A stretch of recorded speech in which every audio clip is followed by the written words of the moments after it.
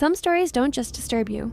They live inside your head long after you hear them, whispering in the dark. Stories that don't feel real, because no one wants to believe people can be this cruel.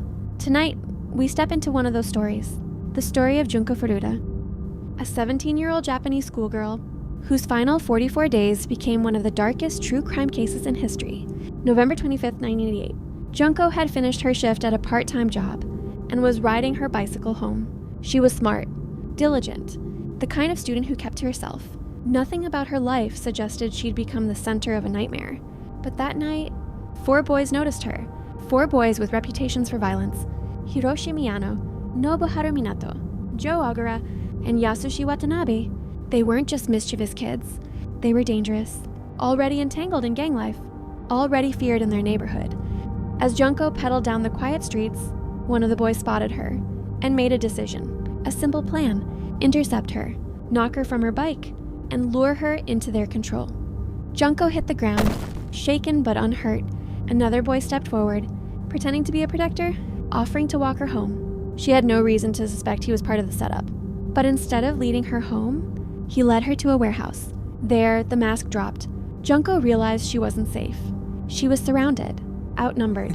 The fear that must have set in at that moment, realizing the night had shifted into something sinister, is impossible to put into words. They didn't keep her in the warehouse. Soon, they transferred her to a house in the Ayase district of Adachi, Tokyo, a house that would become her prison, the home of Nobuharu Minato. His parents lived there too. They saw her, they knew, but fear silenced them. They feared their own son, his friends, the gangs tied to them, so they turned a blind eye, a decision that sealed Junko's fate. For Junko's family, the days that followed were a blur of panic. She didn't come home. They searched. They called. They filed a missing persons report. But she had vanished, and while her family begged for answers, Junko was hidden in plain sight, locked inside the Minato household. At first, she begged. She cried, pleaded, offered anything if they'd let her go. But her captors didn't listen. To them, she was no longer a person. She was entertainment, a prisoner, a thing to use and break. The days stretched into weeks. Junko was trapped in an endless cycle of torment. Her body grew weaker. The boys stripped her of dignity, stripped her of hope. They invited others into the house, showing her off as if she were nothing more than property. And through it all, she endured. Day after day, night after night, the parents in that house stayed silent. Neighbors noticed unusual activity, loud noises, strange comings and goings, but still, no one intervened. Junko was alone. Time is strange in captivity. Each hour must have felt like an eternity. Each day, another test of survival. For Junko, there was no escape. She was cut off from the world. Her school friends wondered where she'd gone. Her family prayed she'd walk back through the door. But behind those walls, she was living her final days. As weeks passed, her strength began to fade. She was starving, beaten, broken, and yet she clung to life, fighting to survive in whatever way she could.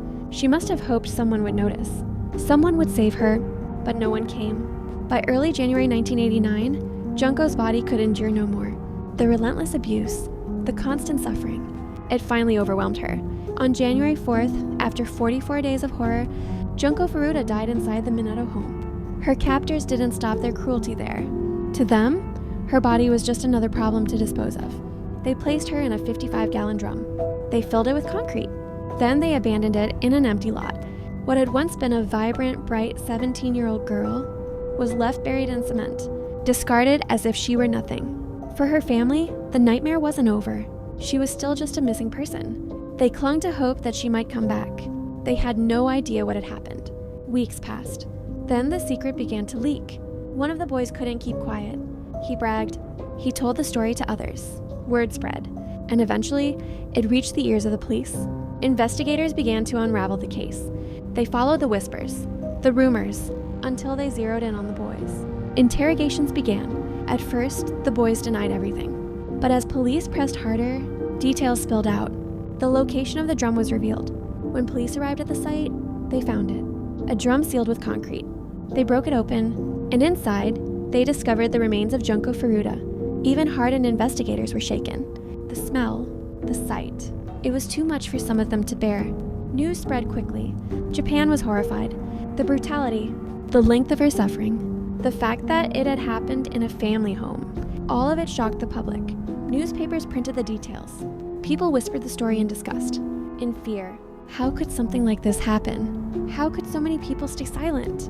The boys were arrested and put on trial. The court heard everything. The 44 days of captivity, the endless suffering Junko endured, the way her body had been disposed of, and yet, despite the horror, the sentences felt like a betrayal. Because the boys were underage, Japanese law protected them from adult punishment. Hiroshi Miyano, the ringleader, was sentenced to 20 years. Nobuharu Minato received 5 to 9 years.